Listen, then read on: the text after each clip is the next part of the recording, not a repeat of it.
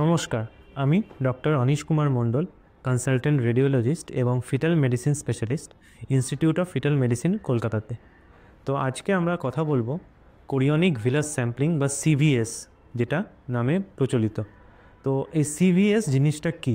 তো যখন বাচ্চা তৈরি হয় তখন সেই সময় বাচ্চার সাথেও একটা জিনিস তৈরি হয় যেটার নাম হচ্ছে ফুল বা প্ল্যাসেন্টা, এবং এই প্ল্যাসেন্টা এবং বাচ্চার জেনেটিক মেকআপ দুটোই কিন্তু একই।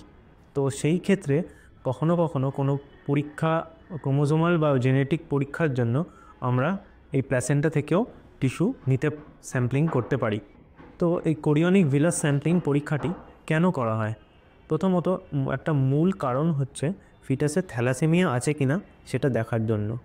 আমরা জানি আমাদের সমাজে অনেক বিটা থ্যালাসেমিয়া ক্যারিয়ার আছেন, এবং তাদের মধ্যে যখন বিয়ে হয় তো সেই ক্ষেত্রে বাচ্চার থ্যালাসেমিয়া হওয়ার একটা চান্স থাকে।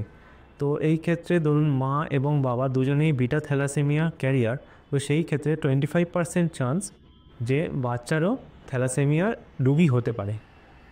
অথবা ধরুন মা বিটা থ্যালাসেমিয়া ক্যারিয়ার, বাবা হিমোগ্লোবিন ই ট্রেট, সেই ক্ষেত্রে বাচ্চার এইচবি ই বিটা এই রোগটিরও হওয়ার 25% চান্স থাকে।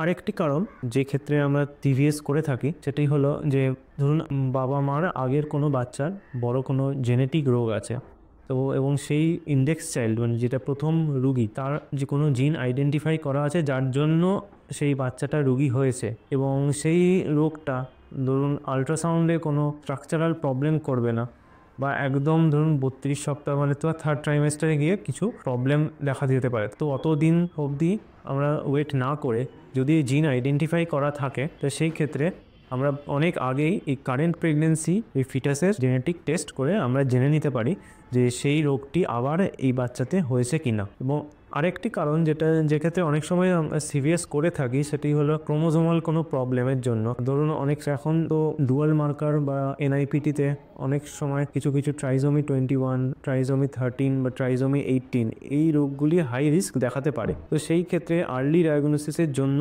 আমরা কোরিয়নিক ভিলাস স্যাম্পলিং করে থাকতে পারি। কিন্তু এখানে একটি সমস্যা হয় যে আমি যেটা বললাম যে ফুল আর বাচ্চা এই দুটো জেনেটিক মেকআপ এক হলেও অনেক সময় ক্রোমোজোমাল মেকআপের একটু আধটু ফরক থাকতে পারে, এটাকে আমরা বলি প্ল্যাসেন্টাল মোজাইসিজম। তো সেই ক্ষেত্রে ডাবল মার্কার এই টেস্টে যদি হাই রিস্ক থাকে T21, T13 বা T18-এর, সেই ক্ষেত্রে আমরা ইউজুয়ালি বলে থাকি যে অ্যামনিওসিনথেসিস করার জন্য, যেটা 16 সপ্তাহের পর করা। তো অনেক সময় আমরা দরকারের ক্ষেত্রে এই আর্লি ডায়াগনোসিসের জন্য সিভিএস করে থাকি এই ক্রোমোজোমাল প্রবলেম আছে কিনা দেখার জন্য। তো এই কোরিয়নিক ভিলাস স্যাম্পলিং এই টেস্টটা কিভাবে করা হয়, পদ্ধতিটা কি?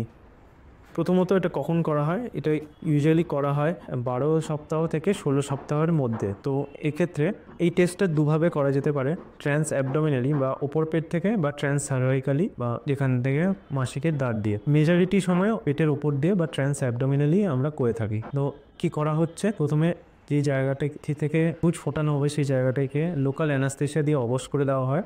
তারপর প্ল্যাসেন্টা বা ফুলটা কোথায় আছে সেখান থেকে আমরা একটা নিডল ঢুকিয়ে প্যাসেন্টাল কিছু টিস্যু আমরা স্যাম্পলিং করি বা নিয়ে নিই, তারপরে সেটাকে ল্যাবরেটরিতে পাঠানো হয়। কোরিয়নিক ভিলাস স্যাম্পলিংয়ের কমপ্লিকেশানস কী হতে পারে? যদিও কোরিয়নিক ভিলাস স্যাম্পলিংয়ের কমপ্লিকেশানস খুবই রেয়ার, বাট তবুও 2000-এ একটা হলেও মিসক্যারেজের একটা চান্স থাকে। পেশেন্টের ব্লিডিং হতে পারে, ফ্লুইড লিক করতে পারে, তারপর থেকে মিসক্যারেজ হয়ে যাওয়ার বা মানে প্রেগনেন্সিটা নষ্ট হয়ে যাওয়ার একটা চান্স থাকে, সেটাও কম, 2000-এ একটা ধরুন। যাই হোক, তো আশা করি কোরিয়নিক ভিলাস স্যাম্পলিং নিয়ে কিছু ইনফরমেশন আমি আজকে আপনাদের দিতে পেরেছি। নমস্কার।